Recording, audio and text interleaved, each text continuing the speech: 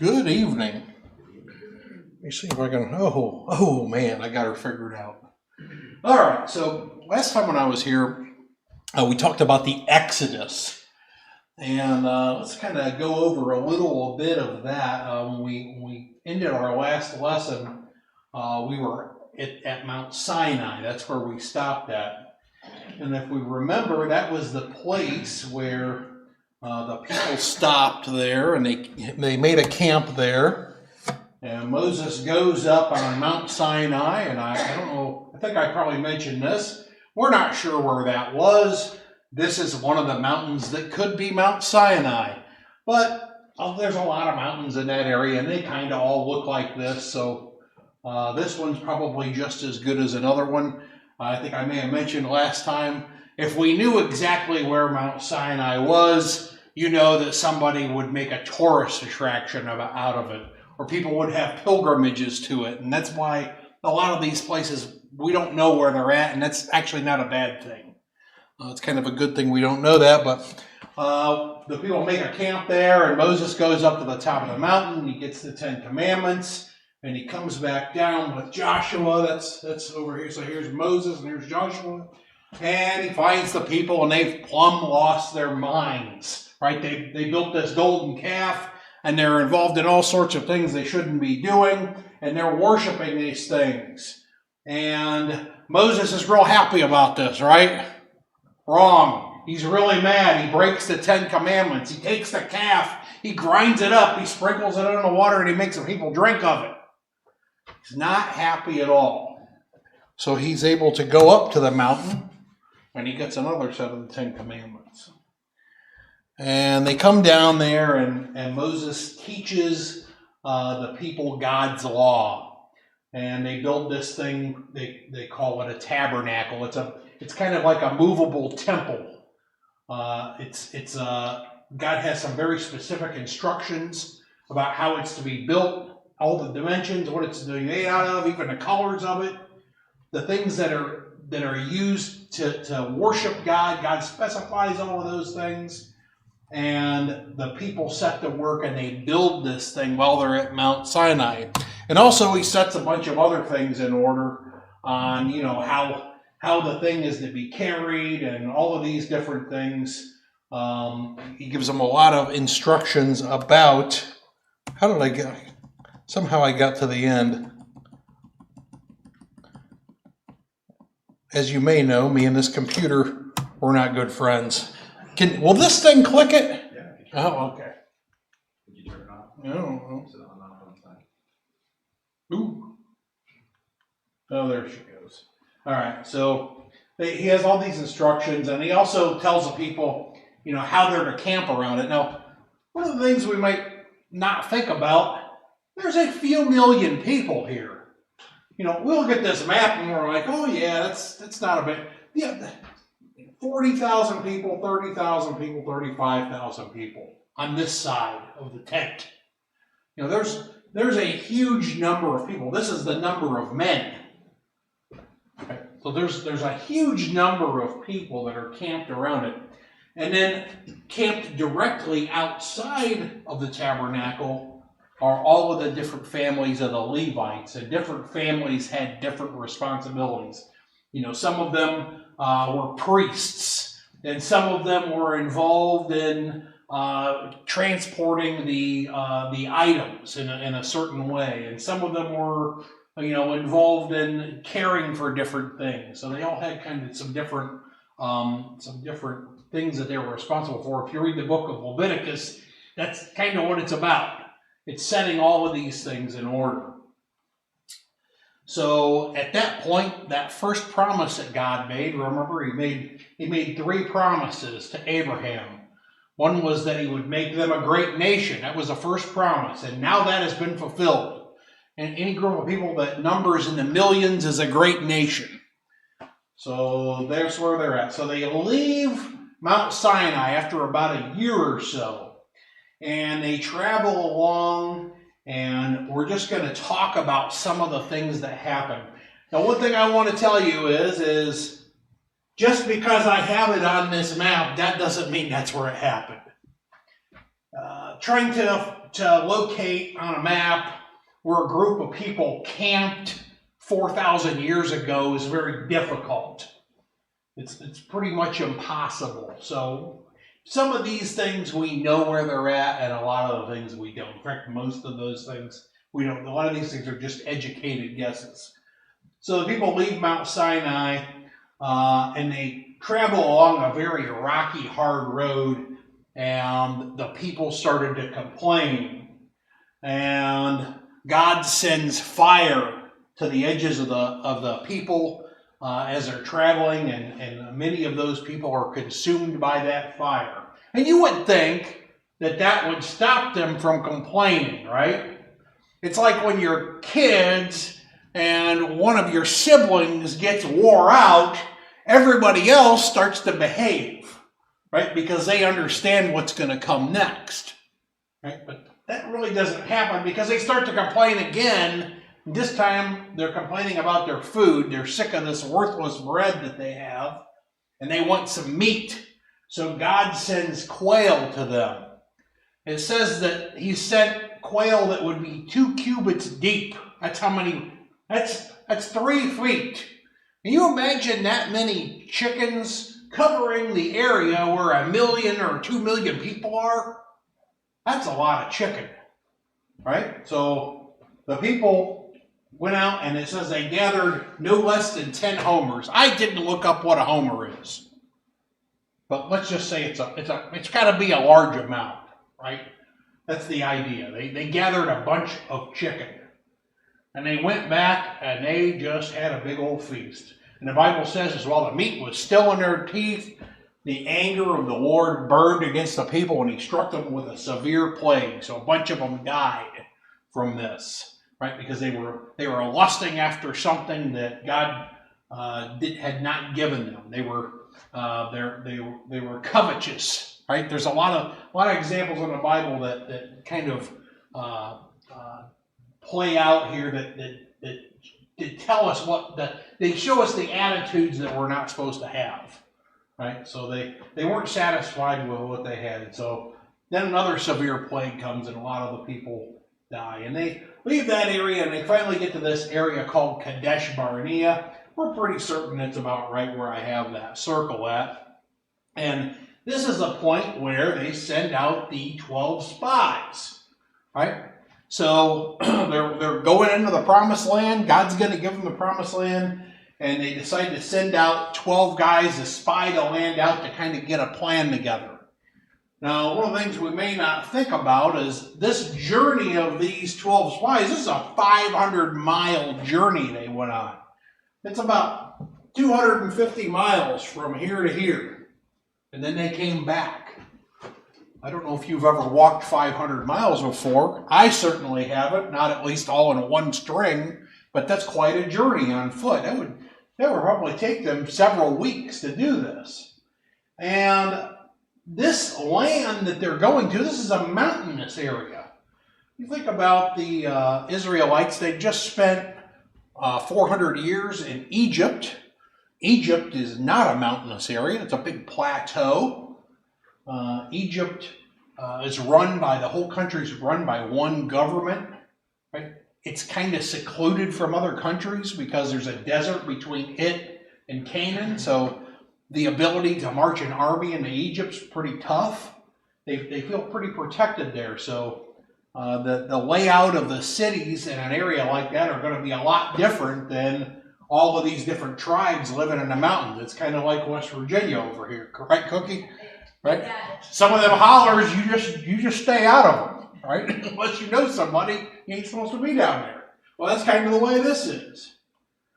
And they come back. But they come back, and Caleb says, let's go right now, right? He doesn't even wait around. He goes, we should go and take possession of the land. We can serve them.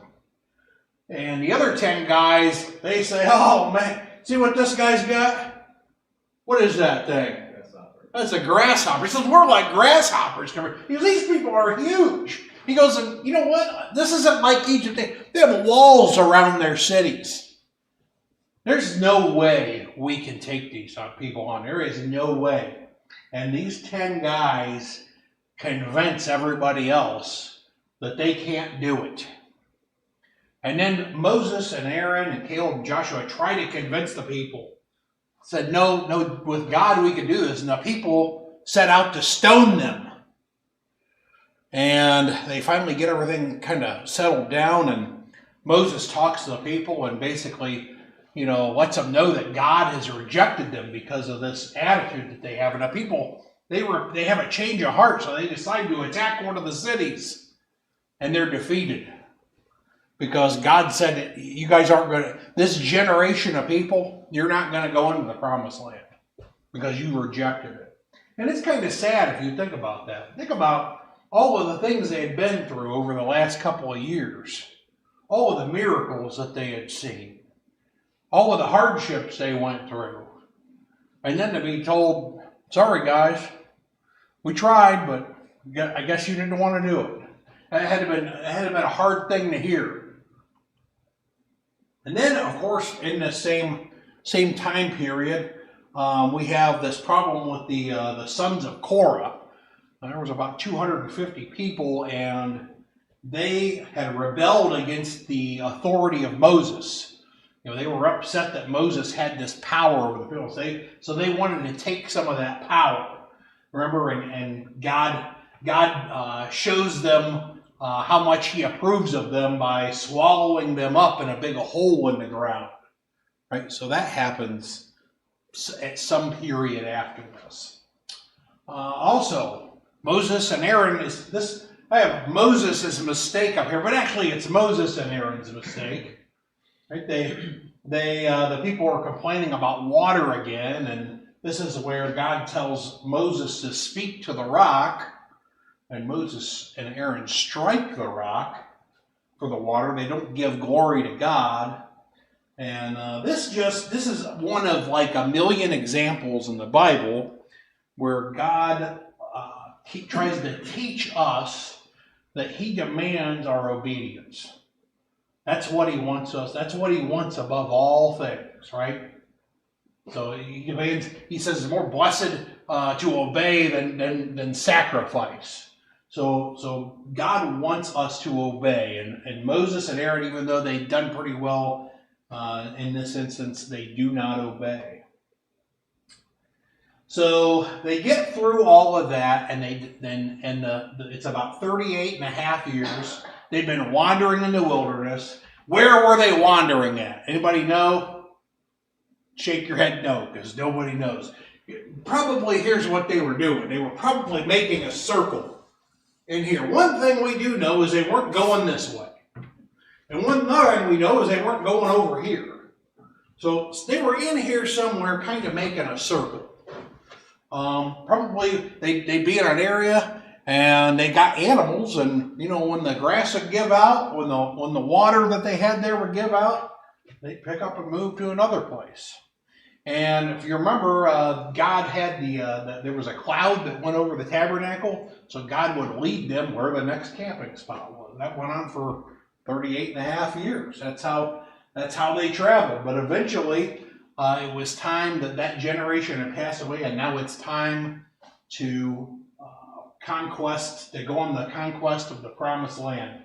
And the first thing they do is they want to travel on the King's Highway, and that's this road.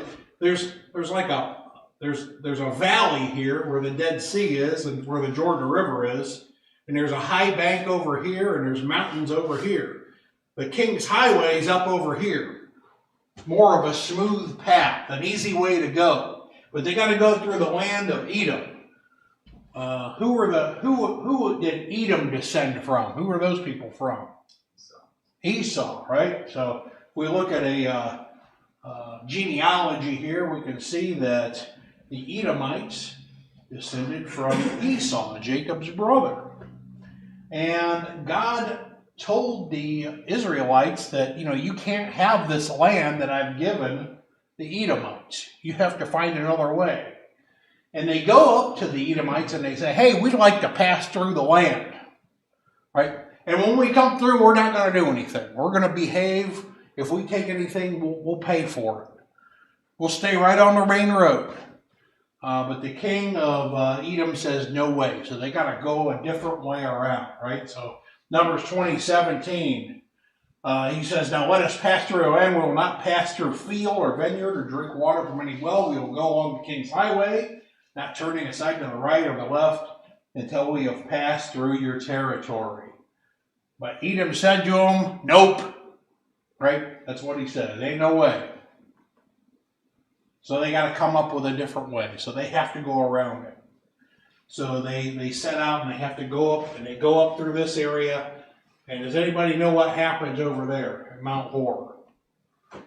That's where Aaron dies. So Aaron dies in that area. And while they're there mourning him, there's a group, I think they're called the Amorites. I think it's on the next slide. If I had brains, I would know these things, but I don't. If I had notes, I would know these things. But this thing here is this is Mount Zen, which we identify as Mount Hor, so that's where Aaron would have died.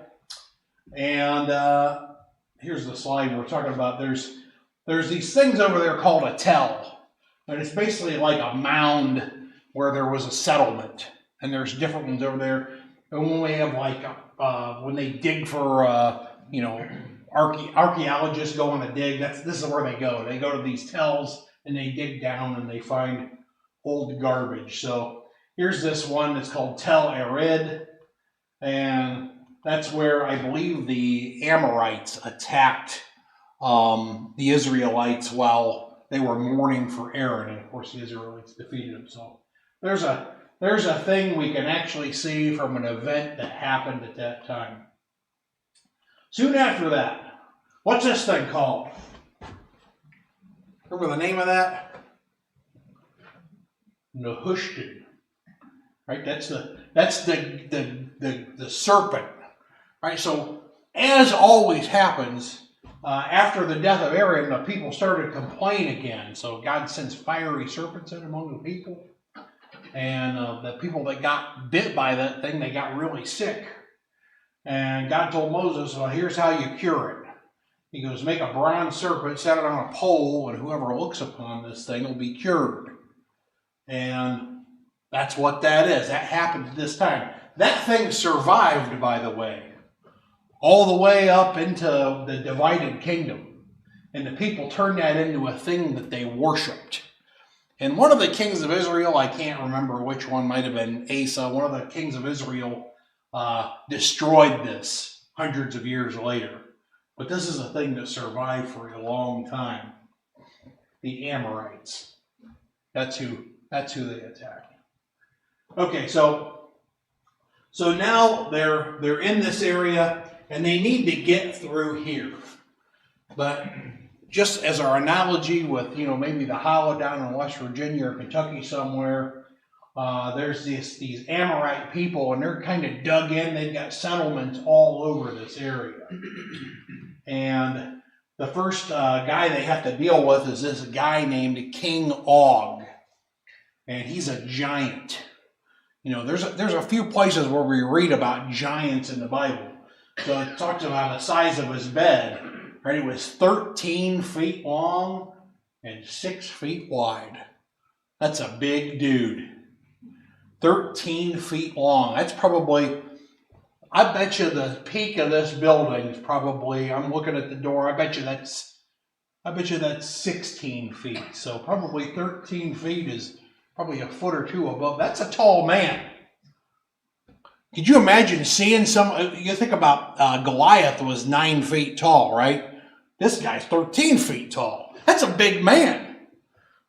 I mean, he could be his own basketball team. So they come up against this guy, and of course it would be intimidating to see that, but with God's help they defeat him, and they defeat his army. And because of that, they're able to take over his territory. And they continue on, right? So they continue on, and this whole area, Bashan, they come into this area, and they come up against some new rulers here, and this is where we read about Balaam and Balak. Remember, the people hear about the Israelites, the people that are living in the hollows and in the local area there, and they're afraid. Man, these people just beat King Og. What are we going to do? So a bunch of them pulled their money together and they said, well, let's go get Balak and maybe he'll prophesy against them. And remember what happens when he goes to prophesy against them? Does he prophesy against the Israelites? No, he prophesies for them, and that makes them mad. Right, and that happens 3 different times. But one of the things we do learn, let's see what this other, one of the things we do learn about, and we learn about this in Revelation. So somebody, I think it's Revelation 2 and verse 4. Somebody look that up and read it. I don't have it on there, but Revelation 2 and verse 4. This is some information that is not found in the Old Testament. I have that. Go for it. It doesn't seem about. It says, but they have this against you that you left your first love. There should be a verse in there that talks in about there about the about sin of Balaam or something. yes, there's something in there that talks about Balaam.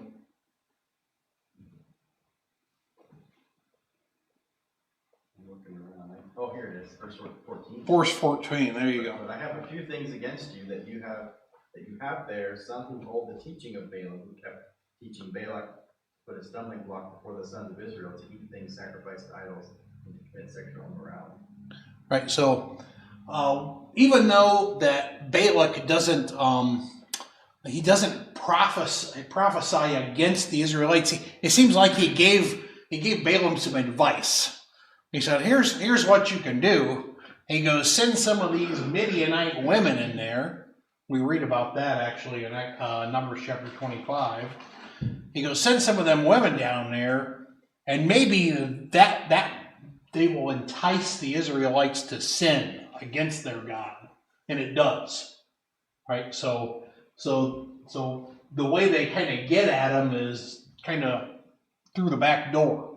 So they send these Midianite women in there, and Numbers says that the Israelites played the whore with them, depending on which translation you have. But apparently they got involved in some fornication and adultery with these things, and that did not make God happy. Right? So that's another item that happens. Then Moses takes account of all of the people, and there's 601,730 men aged 20 and above. And they continue through this area, and they basically conquer most of the stuff to the east of the Jordan River. And two and a half tribes, Reuben, Gad, and one half of Manasseh, they want to take this property as an inheritance. And remember, Moses is not real happy about that because he thinks, oh, you guys just want to quit? And they say, no, we're not going to quit. We'll keep going, so everything's okay. So these two and a half tribes are given this area as their inheritance. It's good cattle ground, so they live there. And then Moses, this goes up on the mountain, and he renews the covenant. The book of Deuteronomy basically records all of this. Deuteronomy has 3 speeches that Moses gives. And Moses renews this covenant with Israel that, if they'll do what God says, he'll be with them. Again, this theme of obedience that's woven throughout the entire Bible. That's Mount Nebo, right? So that's where Moses is at. This is Moses goes up there and God allows him to view the promised land. So when I think about Israel, I don't think about things like this. You think about desert and hard. That looks, again, where's that look like, Cookie?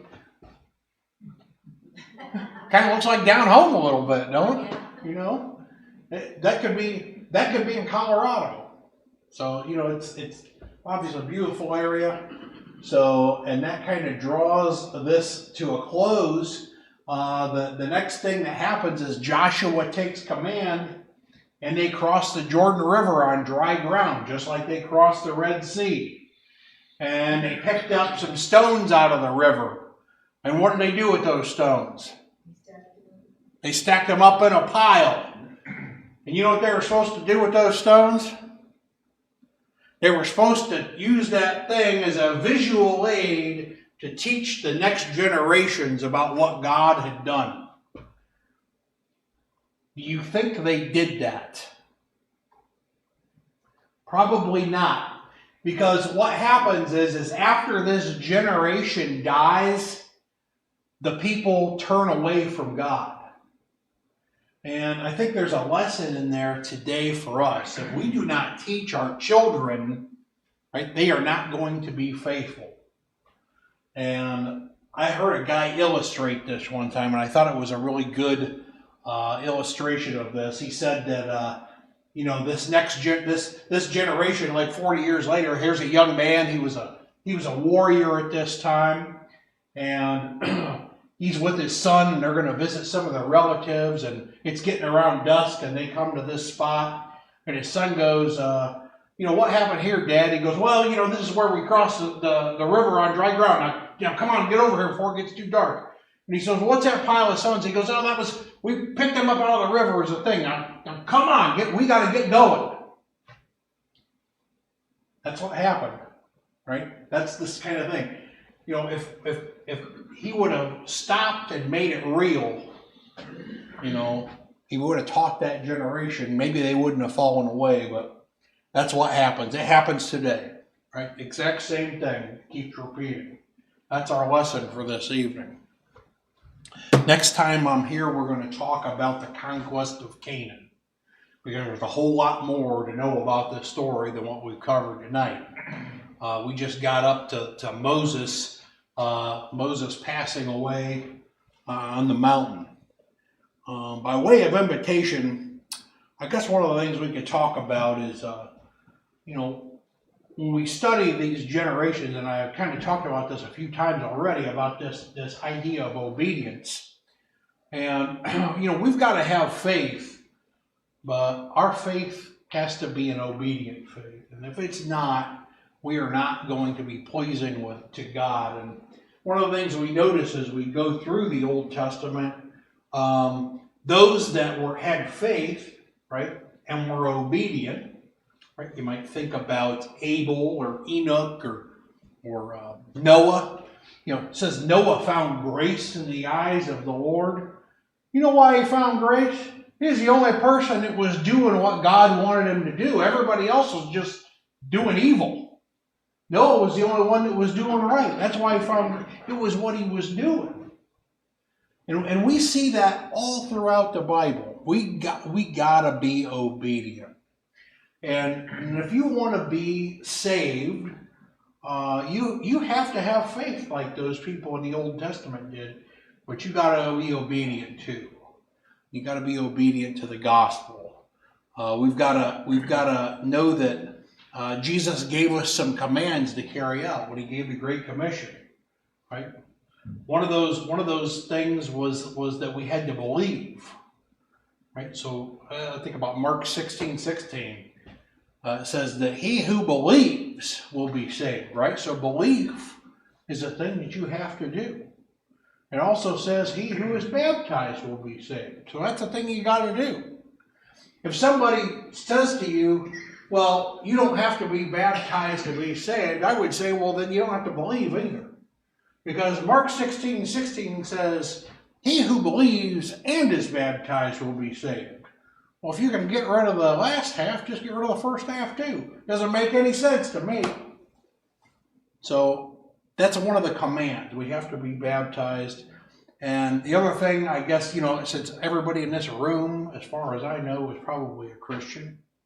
If you've been baptized into Christ, you are a Christian. That's all basically upon your faith and your confession and your willingness to follow after God's commands, and you're baptized for remission of your sins, you're a Christian. But time to time we make mistakes. In 1 John 1:9, it talks about how if we don't admit that we have sins, we're a liar. And if we admit those sins to God, he will forgive us of those things. So, if we've made some mistakes, get right with God, right, before it's too late. So if there's anybody this evening has need to be baptized, come to the front while we stand and while we sing.